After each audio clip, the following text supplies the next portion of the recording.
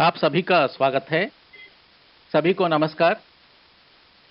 आज हम इस कक्षा में हिंदी के महत्व के बारे में और हिंदी के स्तर के बारे में जानेंगे। बच्चों आइए।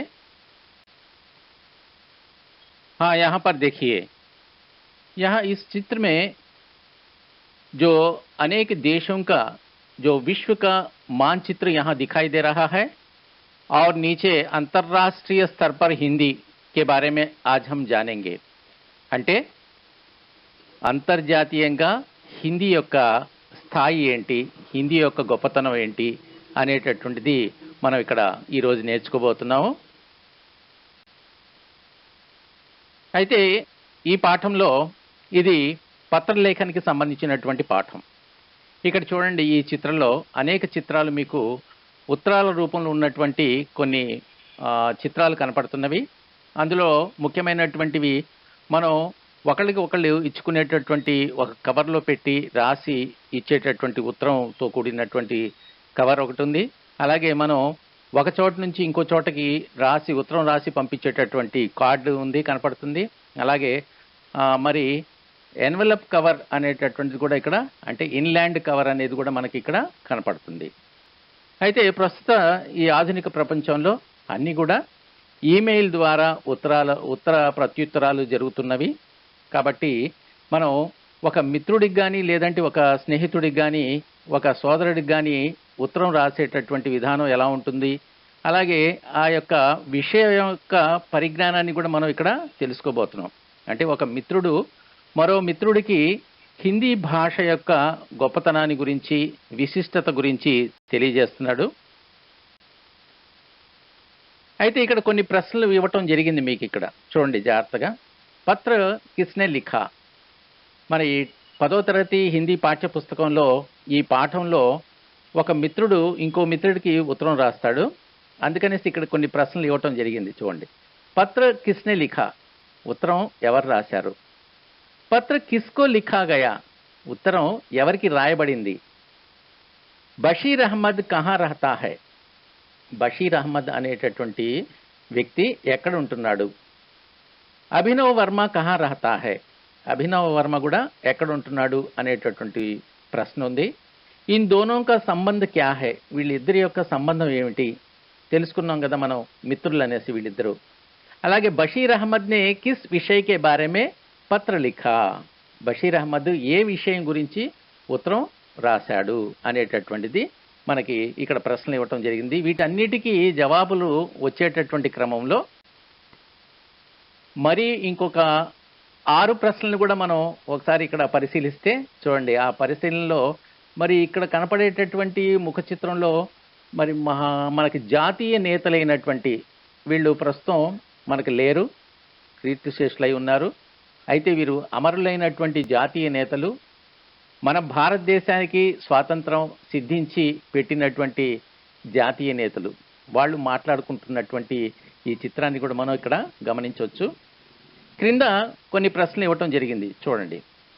స్వతంత్రత ఆందోళన కే సమయమే హిందీ కా క్యా యోగదాన్ రహా. మొదటి ప్రశ్న, అంటే స్వాతంత్ర ఉద్యమ సమయంలో హిందీ భాష యొక్క ప్రముఖమైనటువంటి పాత్ర ఏమిటి, ఆ ఉద్యమంలో హిందీ భాష యొక్క పాత్ర ఏమిటి. రెండవ ప్రశ్న, హమారీ రాజభాష క్యా హై, మన భారతదేశంలో మనకు ఉన్నటువంటి రాజభాష ఏంటి, మన దేశ భాష ఏంటి అనేటటువంటి ప్రశ్న. మరి మూడో ప్రశ్న, అంతర్రాష్ట్రీయ స్తర్ పర్ హిందీ కా క్యా మహత్వ హై, అంతర్జాతీయంగా హిందీ భాష యొక్క గొప్పతనం ఏంటి అని ఇక్కడ ఒక ప్రశ్న ఉంది. మరికొన్ని ప్రశ్నలు కూడా మనం గమనిద్దాం. ఇక్కడ విదేశోं में हिंदी के प्रचार व प्रसार में जुटी हुई संस्थाएं क्या क्या है. భారతదేశమే కాకుండా విదేశాల్లో కూడా హిందీ భాష యొక్క ప్రచారాన్ని, ప్రసారాన్ని కలగలిపి ఉన్నటువంటి మరి ఆ సేవ చేస్తున్నటువంటి ఏ సంస్థలు ఉన్నాయి అనేటటువంటి ప్రశ్న ఉంది. ఐదో ప్రశ్న, హిందీకి ఉపయోగితాకే బారేమే బతాయియే, హిందీ భాష యొక్క ఉపయోగాల గురించి తెలియజేయండి. ఇక చివరిగా ఆరో ప్రశ్న, విశ్వ హిందీ దివస్ కబ్ మనాయా జాతా హై ఔర్ క్యూం. మరి ప్రపంచవ్యాప్తంగా విశ్వ హిందీ దినోత్సవము ఎప్పుడు జరుపుకుంటారు? ఎందుకు జరుపుకుంటారు? ఈ 6 ప్రశ్నలకి మనం సమాధానాలు వెతికేటటువంటి క్రమంలో హిందీ భాష యొక్క ఔన్నత్యం మనకు తెలుస్తుంది. హిందీ భాష నేర్చుకోవటం వల్ల మనకు కలిగేటటువంటి ఉపయోగాలేంటి? మరి హిందీ భాష యొక్క ప్రాముఖ్యత ఏంటి? భారతదేశానికి హిందీ భాషకు ఉన్నటువంటి సంబంధం ఏంటి అనేటటువంటిది తెలుసుకోవటమే కాకుండా మరి హిందీ భాషని నేర్చుకోవాలనేటటువంటి ఒక అభిరుచి కూడా మరి ఈ ప్రశ్నలకి జవాబుల ద్వారా మనం తెలుసుకోబోతున్నాం. చూడండి, ఇక్కడ మనకి కొన్ని చిత్రాలు కనపడుతున్నాయి. ఏంటంటే ఇవి మొదటి చిత్రంలో గాంధీ మహాత్ములు దేశ ప్రజలందరినీ కూడా ఉద్దేశించి మాట్లాడుతున్నటువంటి వీళ్ళందరూ కూడా మనకి జాతీయ నేతలుగా, జాతీయ నాయకులుగా ప్రాచుర్యం పొంది ఉన్నారు. దేశం యొక్క స్వాతంత్రం కోసం వీళ్ళు ఎన్నో పోరాటాలు చేసి, ఎంతో త్యాగం చేసి మనకి స్వాతంత్రాన్ని తీసుకొచ్చి పెట్టారు.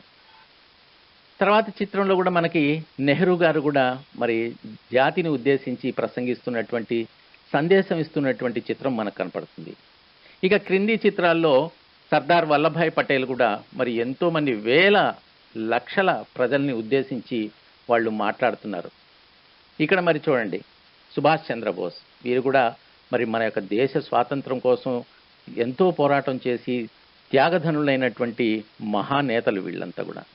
మరి వీళ్ళు మాట్లాడేటటువంటి భాష గురించి మనం ఇక్కడ ఎందుకు ప్రస్తుతిస్తున్నామంటే, ఏదైనా కానీ ఒక ఉద్యమాన్ని కానీ, ఏదైనా కానీ ఒక విషయాన్ని కానీ ప్రజలకు అర్థమయ్యేటట్లుగా చెప్పదలుచుకోవాలనుకుంటే ఖచ్చితంగా ఒక భాష యొక్క అవసరం ఉంది. మరి ఆ భాష అందరికీ తెలిసినటువంటి భాష ఉండాలి, అందరికీ అర్థమయ్యేటటువంటి భాష ఉండాలి. కాబట్టే మరి ఆనాడు యావత్ దేశం మొత్తం కూడా తెలిసినటువంటి భాష, ప్రజలకి బాగా అర్థమయ్యేటటువంటి భాష ఏదయ్యా అంటే హిందీ భాష అనేసే అనుకున్నారు. కాబట్టి జాతీయ నాయకులు అందరూ కూడా హిందీ భాషని వాళ్ళు ఒక సారథిగా తీసుకుని ఉన్నారు. ఇక్కడ కూడా ఒక మనకి చిత్రం కనపడుతుంది. కొన్ని వేల మందిని ఉద్దేశించి మహాత్మా గాంధీ గారు ప్రసంగిస్తున్నారు. మరి దేశం యొక్క స్వాతంత్రం గురించి, మరి దేశం అప్పట్లో బ్రిటిష్ వారి యొక్క బానిస రాజ్యంలో మనం పడుతున్నటువంటి కష్టాల గురించి, మనకి స్వాతంత్రం ఎంత అవసరమో తెలియజేసేటటువంటి విషయాలన్నీ కూడా వాళ్ళకి అర్థమయ్యేటటువంటి రీతిలో మరి హిందీ భాషని ఆలంబనగా చేసుకొని ప్రసంగిస్తున్నటువంటి చిత్రం ఉంది ఇక్కడ. ఇటువైపు మనం ప్రక్కన చూస్తే మన ప్రశ్నలు మనం గతంలో వేసుకున్నటువంటి 6 ప్రశ్నలకు కూడా జవాబు వచ్చేస్తుంది. చూడండి, स्वतंत्रता आंदोलन में भाग लेने के लिए लोगों को प्रेरित करने के लिए राष्ट्रीय नेता देश के कोने कोने में जाते थे. స్వాతంత్ర ఉద్యమంలో పాలు పంచుకోవటం కోసం, అలాగే ప్రజలందరినీ కూడా ప్రేరేపించడం కోసం జాతీయ నేతలు అంటే జాతీయ నాయకులందరూ కూడా దేశం నలుమూలలా తిరిగేవాళ్ళు. వే వహా భాషణ్ దేతే థే, వాళ్ళు అక్కడికి వెళ్ళి ఏం చేసేవాళ్ళు? ఈ నేతలు భాషణ్ దేతే థే, ఉపన్యసించేవాళ్ళు, ఉపన్యాసం చెప్పేవాళ్ళు. ఉన్కా భావ్ లోగోంకో సమజ్ మే ఆతా థా, వారి యొక్క భావం, వాళ్ళు చెప్పదలుచుకున్నటువంటి విషయం ప్రజలందరూ కూడా చక్కగా స్పష్టంగా అర్థమయ్యేది. లేకిన్ కానీ ఉన్కి భాష సమజ్ మే నా ఆతీ థీ, వారి యొక్క భాష అర్థమయ్యేది కాదు, ఆ నేతలు మాట్లాడేటటువంటి భాష అర్థమయ్యేది కాదు. అందుకని ఏం జరిగింది ఇక్కడ? इसलिए सभी नेताओं ने समझा कि स्वतंत्रता आंदोलन को मजबूत करना है तो एक भाषा की आवश्यकता होती है. అందుకనేసి ఈ నేతలందరూ కూడా, నాయకులందరూ కూడా ఏమర్థమైందంటే వాళ్ళకి స్వాతంత్ర ఉద్యమాన్ని బలంగా చేయటం కోసం, బలవంతంగా చేయటం కోసం, దృఢంగా చేయటం కోసం ఒక భాష యొక్క అవసరం ఉందనేసి వాళ్ళు గుర్తెరిగారు. వహ భాష హిందీ హీ హో సక్తి హే, ఆ భాష ఏంటంటే ఖచ్చితంగా హిందీయే అని వాళ్ళకి తెలిసింది. ఇస్ తరహ్ స్వతంత్రతా సంగ్రామ్ మే హిందీ కా మహత్వపూర్ణ యోగదాన్ రహా హై, ఈ రకంగా మరి స్వాతంత్ర ఉద్యమంలో హిందీ భాష యొక్క మహత్వపూర్ణమైనటువంటి పాత్ర ఉన్నది. ఇక రెండో ప్రశ్నకు ఆన్సర్ కూడా మనం ఒకసారి చూస్తే, హమారీ రాజభాష క్యా హై, మన యొక్క దేశ భాష ఏంటి అంటే, భారత్ కే అలగ్ అలగ్ ప్రాంతో మే అలగ్ అలగ్ భాషాయే బోలీ జాతీ హై. మన అందరికీ తెలిసిందే. భారతదేశంలో అనేక ప్రాంతాలు ఉన్నాయి. అనేక భాషలు మాట్లాడేటటువంటి ప్రజలు నివసిస్తున్నారు. అదే ఇక్కడ ప్రస్తావించడం జరిగింది. భారత్ కే అలగ్ అలగ్ ప్రాంతో మే అలగ్ అలగ్ భాషాయే బోలీ జాతీ హై. అనేక భాషలు మాట్లాడుతున్నారు. हमें भारत के सभी प्रांतों से जुड़ने के लिए एक भाषा की आवश्यकता है जिसे सारे भारतवासी जानते हैं. మనం అందరం కూడా మరి అన్ని ప్రాంతాల్ని కలపాలంటే అన్ని ప్రాంతాల ప్రజలకి మరి వాళ్ళ యొక్క భావనలు తెలుసుకోవాలన్నా కానీ మరి ఆ జాతీయ నేతల యొక్క భావనలు ప్రకటించాలన్నా కానీ ఒక భాష యొక్క అవసరం ఉంది అనేసి తెలుసుకున్నారు. వైసీ భాష హిందీ హీ హై. అలాంటి భాష ఏంటంటే అది హిందీయే అనేసి అనుకున్నారు. హిందీ దేశ్ కే అధికాంశ లోగోం సే బోలీ ఔర్ సమझी जाती है. హిందీ భాష అనేది దేశం యొక్క అధికాంశ లోగోం సే అధిక సంఖ్యాకులు మాట్లాడేటటువంటి భాష, అధిక సంఖ్యాకులు అర్థమయ్యేటటువంటి భాష ఏంటయ్యా అంటే హిందీయే. వైజ్ఞానిక్ భాష హోనే కే కారణ్ హిందీ కో సీఖనా ఆసాన్ హై. చూడండి, హిందీ నేర్చుకోవటం అనేటటువంటిది చాలా సులభమైనటువంటిది. ఎలా అంటే హిందీ భాష అనేటటువంటిది ఒక సాంకేతిక పరమైనటువంటి భాష. దీనికి ఒక నిర్దిష్టమైనటువంటి వ్యాకరణం ఉంది, ఒక నిర్దిష్టమైనటువంటి ఒక సాహిత్యం ఉంది. కాబట్టి మన యొక్క భావ ప్రకటనలో హిందీ భాష చాలా అవసరం. इन सभी कारणों से 14 सितंबर 1949 को संविधान के द्वारा हिंदी राजभाषा के रूप में अपनाई गई. ఈ కారణాల వల్ల సెప్టెంబర్ 14, 1949 సంవత్సరంలో సంవిధాన్ కే ద్వారా, సంవిధాన్ అంటే రాజ్యాంగం ద్వారా హిందీ భాషని మన యొక్క దేశ భాషగా దీన్ని స్వీకరించడం జరిగింది. అదే అంటున్నారు, ఇన్ సభీ కారణం సే, వీటన్నిటి కారణాల వల్ల 14 सितंबर 1949 को संविधान के द्वारा हिंदी राजभाषा के रूप में अपनाई गई. ఇక్కడ చూడండి, మన సంవిధానంలో ఉన్నటువంటి ఒక ఆర్టికల్ని కూడా ఇక్కడ ప్రస్తుతీకరించడం జరిగింది. అంటే మన రాజ్యాంగంలో నిర్దిష్టంగా ఒక ఒక నిర్దేశంలో రాసినటువంటి, అధ్యాయంలో రాసినటువంటి మాటలు కూడా ఇక్కడ మీకు వివరించడం జరుగుతుంది. ఇక్కడ పక్కన ఉన్నటువంటి పసుపు పచ్చ రంగులో ఉన్నటువంటి అక్షరాలు ఒకసారి చూద్దాం మనం. సంవిధాన్ అంటే రాజ్యాంగం. దీన్ని ఆంగ్లంలో రాజ్యాంగాన్ని ఏమంటారు? కాన్స్టిట్యూషన్ అని అంటారు.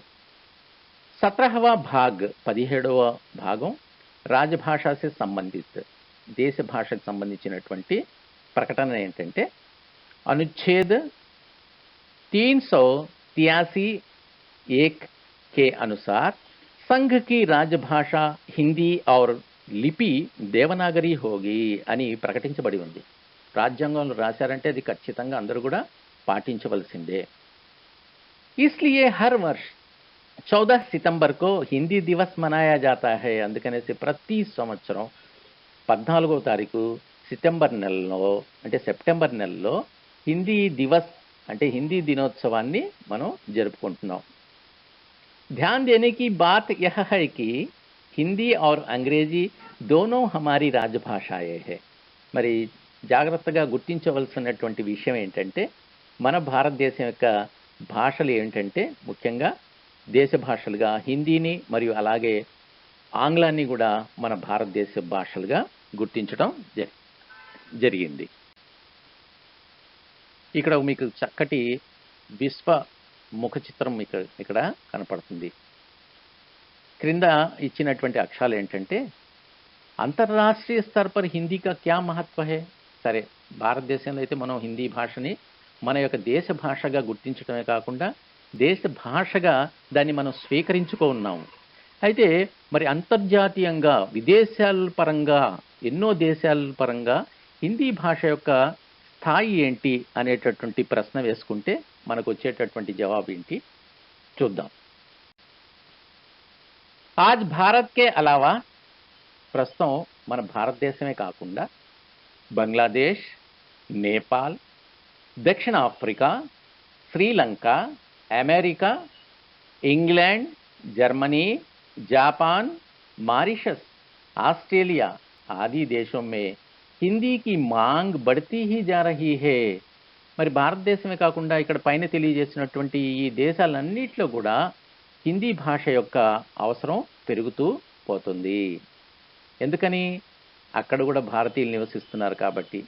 ఇదే విషయాన్ని మరి ముందు మనం తెలుసుకుందాం రండి. వైశ్వీకరణ అంటే గ్లోబలైజేషన్, ప్రపంచీకరణ జరుగుతున్నటువంటి ఈ प्रस्तुत समयंलो वैश्वीकरण के कारण एक देश के लोग व्यापार, नौकरी, शिक्षा, पर्यटन आदि के नाम पर दूसरे देशों में जा रहे हैं.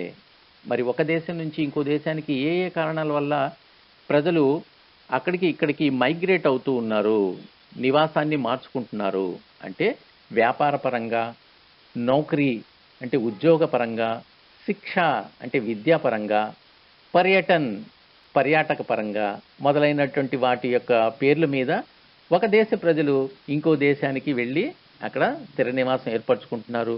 అలాగే కొన్ని రోజులు అక్కడ పర్యటించి రావటం జరుగుతుంది. ఆవశ్యకతానుసార్ వహీ స్థిర్ నివాస్ బనా రహే హే. మరి వాళ్ళ యొక్క అవసరాలకు అనుగుణంగా కొంతమంది వేరే వేరే దేశాల్లో స్థిర నివాసాన్ని కూడా ఏర్పరచుకుంటూ ఉన్నారు. वैसे ही भारत के कई लोग अनेक देशों में मौजूद है. అలాగే భారతదేశం యొక్క అనేక మంది ప్రజలు అనేక దేశాల్లో స్థిర నివాసం ఏర్పరచుకొని ఉన్నారు. वहां सभी भारतीय आपस में हिंदी में बातचीत कर रहे हैं. అక్కడికి వెళ్ళి అక్కడ ఉన్నటువంటి భాషనే కాకుండా మరి ఎంతో మంది భారతీయులు కలిసినప్పుడు అక్కడ ఏ భాష మాట్లాడుకుంటున్నారు వాళ్ళందరూ కూడా? మరి మన భారతదేశంలో రకరకాల భాషలు మాట్లాడుకున్న వాళ్ళందరూ కూడా అక్కడ కలిసినప్పుడు హిందీ భాషలోనే మాట్లాడుకుంటున్నారు. ఎందుకంటే మరి కేరళ, ఉత్తరప్రదేశ్, మధ్యప్రదేశ్ రకరకాల రాష్ట్రాల నుంచి అక్కడికి వెళ్ళినప్పుడు కూడా అందరికీ అర్థమయ్యేటటువంటి భాష హిందీ కాబట్టి అక్కడ విదేశాల్లో కూడా మన భారతీయులు హిందీ భాషని బాత్చీత్ కర్ రహే హై, నేర్చుకుంటున్నారు, మాట్లాడుకుంటున్నారు. इन भारतीयों से बातचीत करने के लिए वहाँ के लोग भी हिंदी सीख रहे हैं. మరి భారతీయుల యొక్క నైపుణ్యంని గుర్తించి అక్కడ ఉద్యోగాలు మరి ఆ దేశం ఇవ్వటం జరిగింది కాబట్టి మరి ఈ భారతీయులతో మాట్లాడడం కోసం ఆ దేశ ప్రజలు కూడా, ఆ దేశ అధికారులు, మరి ఆ దేశానికి సంబంధించినటువంటి రాజ్యాధి నేతలు, చాలామంది నాయకులు హిందీలోనే మాట్లాడుతున్నారు భారతీయులతో విదేశాల్లో ఉన్నప్పటికీ కూడా. ఇతనా హీ నహీ ఉన్కే ద్వారా హిందీకి రచనాయే భీ లిఖీ జా రహీ. అంతేకాకుండా విదేశీయుల ద్వారా కొన్ని హిందీలో రచనలు కూడా వాళ్ళు చేయబడుతున్నాయి, చేస్తున్నారు కూడా. ఇస్ తరహ విశ్వభర్ మే హిందీకి మాంగ్ బడ్తీ హీ జా రహీ హే. ఈ రకంగా ప్రపంచవ్యాప్తంగా హిందీ యొక్క అవసరం ఏర్పడుతూనే ఉన్నది.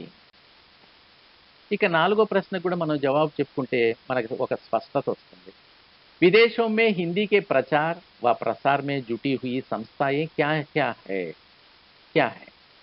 చూడండి, విదేశాల్లో హిందీ యొక్క ప్రచారానికి కానీ హిందీ యొక్క ప్రసారానికి కానీ మరి కలగలిపినటువంటి సంస్థలు చాలా ఉన్నాయి. అవి ఏమేంటి అని అడిగినప్పుడు विदेशों में हिंदी के प्रचार व प्रसार के लिए అనేక సంస్థాయే काम कर रही है. అనేక సంస్థలు పనిచేస్తున్నాయి హిందీ యొక్క ప్రచారం కోసం, ప్రసారం కోసం. इनमें केंद्रीय हिंदी संस्थान का महत्वपूर्ण स्थान है. వీటిలో మరి మన భారతదేశంలో అత్యున్నతమైనటువంటిది ఒక స్టాండర్డ్ ఇన్స్టిట్యూషన్ సంస్థ ఏంటంటే కేంద్రీయ హిందీ సంస్థాన్. దీని యొక్క మహత్వపూర్ణమైనటువంటి స్థానం ఉంది హిందీ భాష యొక్క ప్రచారంలో కానీ ప్రసారంలో కానీ. ఈ సంస్థ ద్వారా చాలా మంది విదేశాలకు వెళ్ళి హిందీ యొక్క ప్రచారాన్ని చేస్తున్నారు. इसी के साथ साथ विश्व भर में करीब 150 से अधिक విశ్వవిద్యాలయ హిందీ సంబంధీ కోర్స్ చలా రహే హై. దీంతో పాటుగా మరి విశ్వవ్యాప్తంగా, ప్రపంచవ్యాప్తంగా సుమారుగా 150కి పైగా విశ్వవిద్యాలయాలు, విదేశాల్లో ఉన్నటువంటి విశ్వవిద్యాలయాలు హిందీకి సంబంధించినటువంటి అనేక కోర్సులను కూడా నడుపుతున్నారు. అంటే సర్టిఫికెట్ కోర్సు, డిప్లొమా కోర్సులని ఇట్లా రకరకాలైనటువంటి కోర్సుల్ని అక్కడ నడుపుతున్నారు అన్నమాట. ఇక చూడండి, మనం ఇందాక ప్రస్తుతీకరించినట్లుగా కేంద్రీయ హిందీ సంస్థాన్ ముఖ్యాలయ ఆగ్రా. మనం అనుకున్నాం హిందీ భాష యొక్క మానక్ అంటే స్టాండర్డ్ భాష ఏంటి, స్టాండర్డ్ అక్షరాలు ఏం రాయాలి, ఏ పదాన్ని ఎట్లా ఉచ్చరించాలి అనేటటువంటి నిర్దేశించేటటువంటి సంస్థ ఏదంటే హిందీ భాష కోసం ఎన్నో పరిశోధనలు చేస్తున్నటువంటి సంస్థ కేంద్రీయ హిందీ సంస్థాన్. ఇది ఆగ్రాలో ఉంది. అలాగే దేశంలో నలుమూలలు కూడా దగ్గర దగ్గర 13 చోట్ల వీటి యొక్క స్థావరాలు కూడా ఉన్నాయి, సంస్థలు కూడా ఇందులో పనిచేస్తున్నాయి. కేంద్రీయ హిందీ సంస్థాన్ కా ముఖ్యాలయ ఆగ్రా మే హై. ఎక్కడుంది ముఖ్య సంస్థ? ఆగ్రాలో ఉంది. ఇక 5వ ప్రశ్న కూడా ఒకసారి మనం జవాబు చూద్దాం. హిందీకి ఉపయోగితాకే బారే మే బతాయియే. దాని యొక్క ఉపయోగాలు ఏంటి హిందీ భాష నేర్చుకోవటం వల్ల అంటే ఆజ్కల్ ప్రస్తుతం, బ్యాంక్, మీడియా, ఫిల్మ్, ఉద్యోగ్, ఇవన్నీ కూడా రంగాలు. బ్యాంక్ అంటే మనందరికీ తెలిసిందే, బ్యాంక్స్ చాలా బ్యాంక్స్ ఉన్నాయి.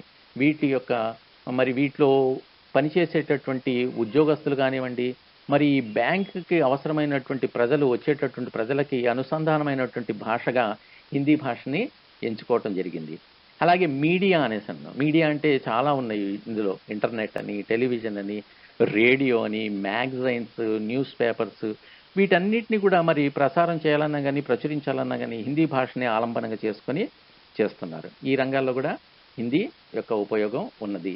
ఇక ముఖ్యంగా ఫిల్మ్ అంటే సినీ పరిశ్రమ కానివ్వండి, టీవీ పరిశ్రమ కానివ్వండి, వీటిలో మరి హిందీ భాష యొక్క ఔన్నత్యం, దాని యొక్క అవసరం కూడా మరి రోజు రోజుకు కూడా పెరుగుతూ పోతుంది. ఇక ముఖ్యంగా పరిశ్రమలు, ఉద్యోగం అనేసి అంటాం మనం హిందీలో. ఇండస్ట్రీస్, అనేక రకాలైనటువంటి పరిశ్రమలు మన భారతదేశంలో స్థిరంగా ఉన్నాయి, అభివృద్ధి చెందుతున్నట్టుంది. మరి ఈ పరిశ్రమలో పనిచేసేటటువంటి ఉద్యోగులు, కర్మచారుల యొక్క అనుసంధాన భాష ఏంటంటే హిందీయే. కాబట్టి ఈ ఉద్యోగులకు కూడా హిందీ భాష యొక్క అవసరం, ఉపయోగం రోజు రోజుకి పెరిగిపోతూ ఉంది. ఇక చూడండి, ఇక్కడ నౌకరీ, వ్యాపార్, పర్యటన్ ఆది మే హిందీ బహుత్ ఉపయోగీ హై. హిందీ సే దేశ్ మే ఏకతా బఢతీ హై. ఉపయోగాలు ఇవన్నీ కూడా. హిందీ వల్ల భారతదేశంలో ఐకమత్యం అనేటటువంటిది ఏర్పడుతుంది. ఇస్ తరహ్ హిందీ సే హమ్ అప్నే ఉజ్వల్ భవిష్య కా నిర్మాణ్ కర్ సక్తే. ఈ రకంగా మనం హిందీ భాష నేర్చుకోవటం వల్ల, హిందీ భాషని ఉపయోగించటం వల్ల అనేక రకమైనటువంటి మన యొక్క ఉజ్వల భవిష్యత్తుని మనం రూపుదిద్దుకోవచ్చు అని తెలియజేయటం జరుగుతుంది. ఇక చివరిగా 6వ ప్రశ్న చాలా ప్రముఖమైనటువంటిది. ఇది మనం అందరం కూడా తెలుసుకోవాల్సిన ముఖ్యమైనటువంటి విషయం ఏంటంటే విశ్వ హిందీ దివస్ కబ్ మనాయా జాతా హై. మనందరికీ తెలుసు, సెప్టెంబర్ 14వ తారీఖున మనం హిందీ దినోత్సవాన్ని జరుపుకుంటారు. మరి అయితే ప్రపంచ హిందీ దినోత్సవం కూడా జరుపుకునేటటువంటి ఒక రోజు ఉంది. అదేంటంటే సారే విశ్వమే 10 జనవరి కో విశ్వ హిందీ దివస్ మనాయా జాతా హై. ప్రపంచవ్యాప్తంగా ఉన్నటువంటి అనేక దేశాల్లో జనవరి 10వ తారీఖున ప్రపంచ హిందీ దినోత్సవాన్ని జరుపుకుంటున్నారు. పహలే హీ బతాయా గయా హై కి సారా విశ్వ హిందీ కా మహత్వ జాన్ చుకా హై. మనం ముందుగానే చెప్పుకున్నాం, ప్రపంచం అంతా కూడా హిందీ యొక్క గొప్పతనాన్ని గుర్తెరిగి ఉంది అనేసి. ఇసీ ఉద్దేశ్య సే 10 जनवरी 1975 को नागपुर में पहला विश्व हिंदी सम्मेलन का आयोजन हुआ. దీని ఉద్దేశంతోనే మరి మొట్టమొదటిసారిగా జనవరి 10, 1975వ సంవత్సరంలో నాగ్పూర్లో మరి ప్రపంచ హిందీ సమ్మేళనం ఒకటి ఏర్పాటు చేయటం జరిగింది. ఇక చివరిగా కई దేశం సే అనేక హిందీ ప్రేమి ఇస్ సమ్మేళన్ మే భాగ్ లియే థే. మరి ఈ సమ్మేళనంలో పాలు పంచుకున్నటువంటి అనేక మంది విదేశీయులు ఉన్నారు, అనేక మంది భారతీయులు ఉన్నారు. ఇసీలియే హర్ వర్ష్ 10 जनवरी को విశ్వ హిందీ దివస్ మనాయా జాతా హై. అందుకనేసి ప్రతి సంవత్సరం కూడా జనవరి 10వ తారీఖున ప్రపంచ హిందీ దినోత్సవాన్ని జరుపుకుంటూ ఉన్నారు. మరి ఈ చక్కటి పాఠాన్ని మీరందరూ కూడా జాగ్రత్తగా విని ఉన్నారు. అలాగే హిందీ భాష యొక్క ఔన్నత్యాన్ని, హిందీ భాష యొక్క ఉపయోగాన్ని తెలుసుకొని ఉన్నారు. కాబట్టి మనం అందరం పిల్లలు बच्चों हम जान चुके हैं कि आज राष्ट्रीय और अंतर्राष्ट्रीय स्तर पर हिंदी का महत्वपूर्ण स्थान है. తెలుసుకున్నాం కదా, జాతీయ పరంగానే కాకుండా అంతర్జాతీయ స్థాయిలో కూడా హిందీ యొక్క గొప్పతనం ఎంత ఉందో తెలుసుకొని ఉన్నాం. అందుకనేసి హిందీ సీఖనా హమారే లియే బహుత్ ఉపయోగీ హై. హిందీ నేర్చుకోవటం మనందరికీ చాలా ఉపయోగకరమైనటువంటి అంశం. హర్ నాగరిక్ కా కర్తవ్య భీ హై. ఒక నాగరిక్ అంటే పౌరుడు. మరి మనం భారతదేశ పౌరులుగా ఉంటున్నాం కాబట్టి ప్రపంచంలో ఎంతో మంది మాట్లాడుతున్నటువంటి మన భాషని మనం తప్పనిసరిగా ఖచ్చితంగా నేర్చుకోవాల్సినటువంటి కర్తవ్యం కూడా ఒక పౌరుడిగా మనకి ఉంది. అర్థమైంది కదా చక్కగా? సో కాబట్టి మనం అందరం కూడా మంచి హిందీ భాషని నేర్చుకోవటమే కాకుండా హిందీలో మరియు మనం సంభాషించేటటువంటి స్థాయికి కూడా ఎదగాలనేసి కోరుకుంటూ జై హిందీ. ధన్యవాద్.